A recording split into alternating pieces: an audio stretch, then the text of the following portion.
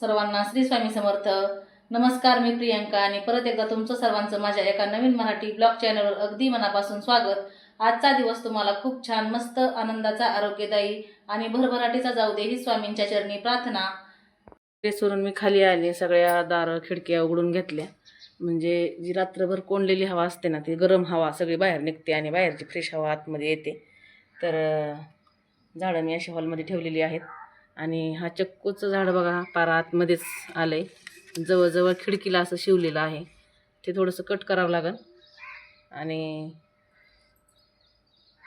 आता माझी आंघोळ वगैरे झाली. आता मी अगोदर देवपूजा करून घेणार आहे. देवपूजेमध्ये ना आज मी फुलं आणून घेतली. तर बघा ही तीनच बटन गुलाबाची फुलं सापडली. गलांड्याची फुलं पिवळे आणि चाफ्याची फुलं थोडीशी आणली. आणि जास्वंदीच्या कळ्या तर मी आदल्या दिवशी आणूनच ठेवत असते. पांढऱ्या जास्वंदीच्या कळ्या आज झाडाला नव्हत्याच, फुलं नव्हतीच, त्याच्यामुळं मग ते काही मिळाले नाहीत. तर आता देवपूजेला सुरुवात करणार आहे. तर सर्वात अगोदर मी रांगोळी काढून घेतली सोमवारची. त्यानंतर दिवा लावून घेतला, फुल देवाला वाहिलं आणि कलशाची पूजा करून घेतली. आणि नंतर देवांना सर्व आंघोळ्या घालून घेतल्या, माळा घालून घेतल्या, हळदी कुंकू लावून घेतलं आणि छान अशी फुलं वाहून घेतली. तर तुम्हाला ही माझी आजची पूजा कशी वाटली कमेंट बॉक्समध्ये नक्की सांगा.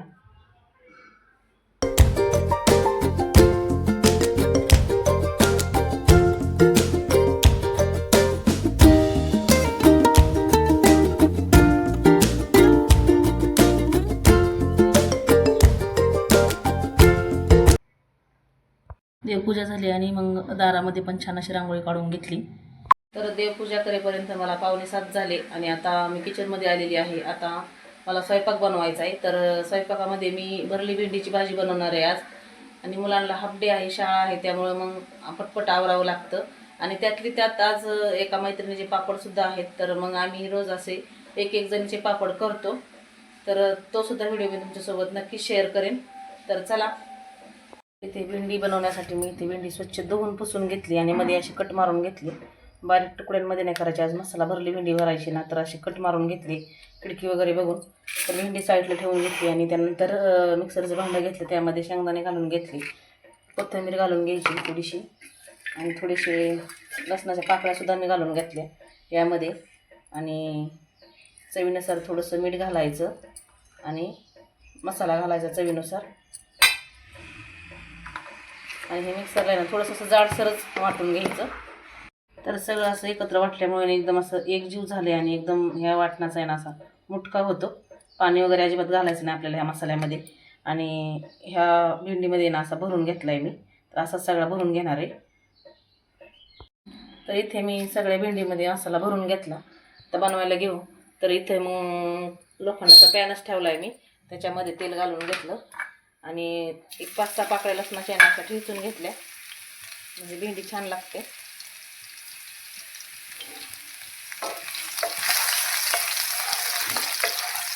गावरान लसूण आणि सगळ्याच ताईंची ना अशी माझ्यासारखी घाई गडबड असेल, मुलं जर शाळेत जात असतील ना, तर मग सकाळ सकाळ मुलांचं आवरून द्यावं लागतं. मग ही कामं राहतातच. तर आपल्याला स्वयंपाक बनावा लागतो. आधी थोडीशी हळद घालून घेतली त्यामध्ये, तेलामध्ये. आणि त्यामध्ये लगेच आता मी भरलेली भेंडी जी आहे ती घालून घेणार आहे. छान अशी या तेलामध्ये मिक्स करून घ्यायची. कमी गॅस करायचा आणि कमी गॅसवरती ना वाफवून घ्यायची. एकदम मस्त भेंडी लागते ही. कधीतरी मी अशी भरली भेंडी बनवत असते, तुकड्यांमध्ये पण मुलांना आवडते, पण अशी भरली भेंडी पण कधी कधी खायला छान लागते. आमच्या घरामध्ये सगळ्यांनाच आवडते. छान असं तेलामध्ये मिक्स करून घेतली आणि थोडंसं लिंबू पिळून घ्यायचं एक थोडंसं, म्हणजे ना ह्या भेंडीला आहे ना चिकटपणा येत नाही, जो लाळीतपणा असतो ना तो येत नाही. आता छान तेलामध्ये मिक्स केली की कमी गॅस करायचा, नाहीतर मग तो मसाला करपू शकतो. आणि झाकण ठेवून छान अशी भेंडी शिजवून घ्यायची.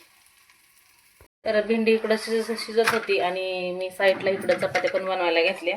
तर पीठ अगोदरच म्हणून ठेवलं होतं भेंडी शिजायला टाकायच्या अगोदर. तर छान असं पीठ पण भिजलं. आता भेंडी पण शिजते आणि चपात्या पण एका साईडला होत आहेत. तर आता स्वयंपाक बनवून घेणार आहे अगोदर. इकडे बघा आपली मसाला भेंडी बनवून तयार झालेली आहे. आणि लोखंडाच्या पॅनमध्ये बनवल्यामुळे नाही भेंडीला टेस्ट खूप छान येते. इथे माझ्या चपात्या पण बनवून झाल्या आणि माझ्यासाठी मी इथं दूध गरम करायला ठेवलेलं आहे. कारण कालची पण एकादश आणि आज पण सोमवार आहे ना, त्यामुळं. तर रोज दूध मी नाही घेत आणि चहा पण नाही पित, पण असं उपवास वगैरे असलं तर मग मी कपभर दूध घेत असते. इथं माझा पूर्ण स्वयंपाक झालेला आहे आणि बंटी आज घरीच आहे ना, कारण तो आजारी आहे त्यामुळं शाळेत गेला नाही. त्याला परत रात्री ताप आला होता आणि त्याच्यासाठी वरण बनवलं आहे मी इथं आणि भातसुद्धा बनवलेला आहे, चपाती भेंडीची भाजी असं स्वयंपाक आहे. तर गॅस वगैरे सगळं पुसून घेतलं, स्वयंपाकाचे भांडे वगैरे घासून घेतले. तर माझा स्वयंपाक वगैरे सर्व आवरलेला आहे आणि आता बंटी पण उठला आहे. तर त्याला आंघोळ वगैरे औषधं देणार आहे आणि मुली शाळेत गेलेल्या आहेत. तर आता मला राहिलेली कामं आवरायची आहेत. तर चला, मी आंघोळ वगैरे केलेली आहे आता आणि आहोंसाठी आणि बंटीसाठी जेवायला ताट बनवलं आहे. आता ते दोघं जेवण करून घेतील आणि नंतर मग मी बंटीला औषध देऊन घेणार आहे. तर बंटीला औषध वगैरे दिले मी आत्ताच आणि आता बाकीची कामं माझी बरीच बाकी आहेत. कपडे वगैरे धुवायचे आहे आणि फरशी पुसायची आहे, परत गॅलऱ्या धुवायच्यात.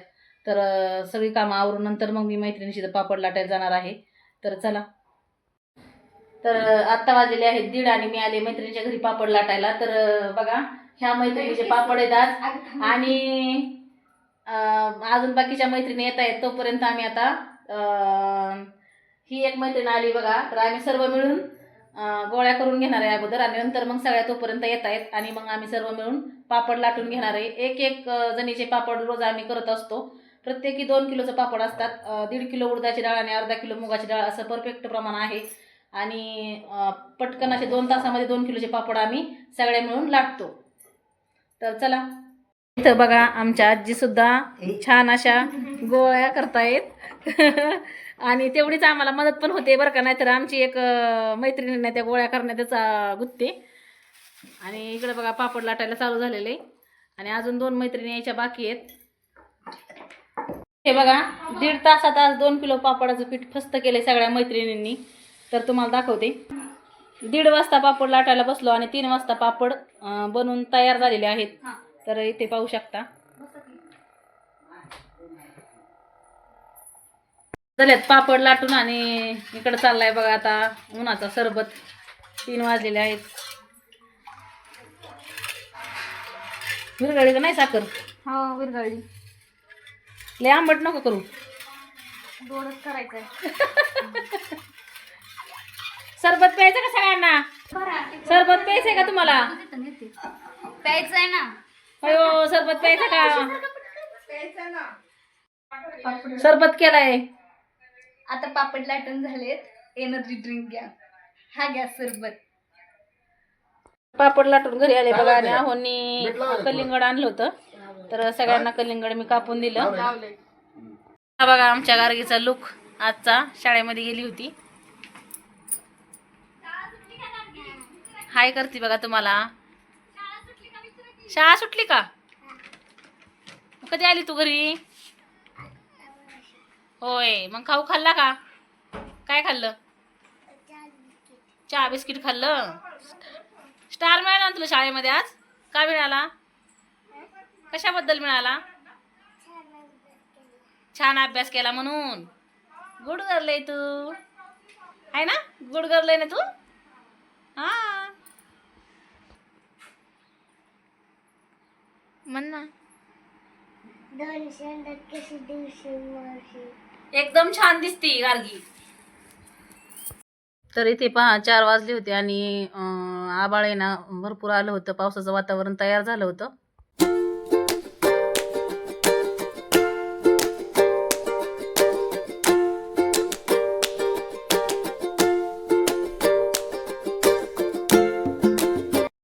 चार वाजल्याच्या नंतर मग मी माझ्या मैत्रिणीच्या घरी गेले तिला भेटण्यासाठी, कारण त्याची चुलती आहेत ना एक्सपायर झाले होते. तर ती माहेरी येऊन आली होती आणि मग तिच्याकडे मी गेले.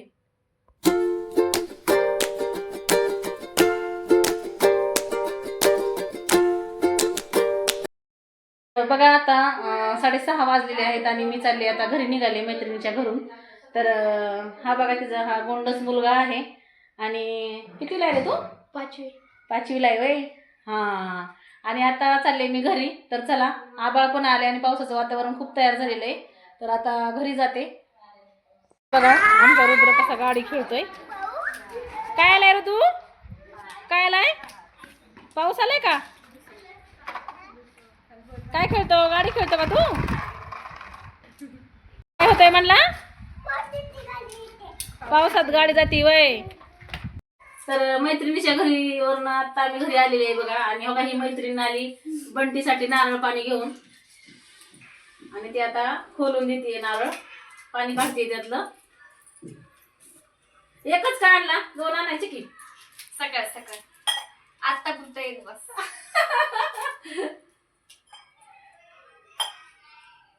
नारळवाली चांगली प्रॅक्टिस केली. नारळ काढून काढून काढून काढून काढून प्रॅक्टिस झाली. लय पाणी बाई हात, लय पाणी निघतंय. ग्लास वरचं नारळ आहे ना, त्यामुळे मग जास्त पाणी निघत. ग्लासवर निघतो ना तरी कवडे तोंड भरूनच पाणी निघतंय. कचरा झाला तर चालतो ना. चालतो ना. पाणी काढलं तरीच भरून टाकायचा. टाकते की. पण बारका नाही ना भरत येणार मला. मोठा मोठा भरत.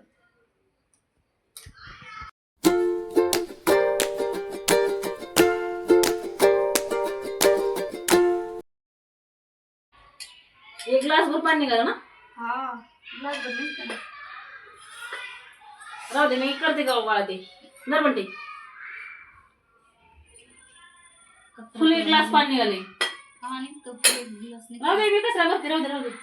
टाकायचं. तर नारळाची मी हा फोडून घेतला बघा. आणि ह्याची ना मलाई काढून घेते.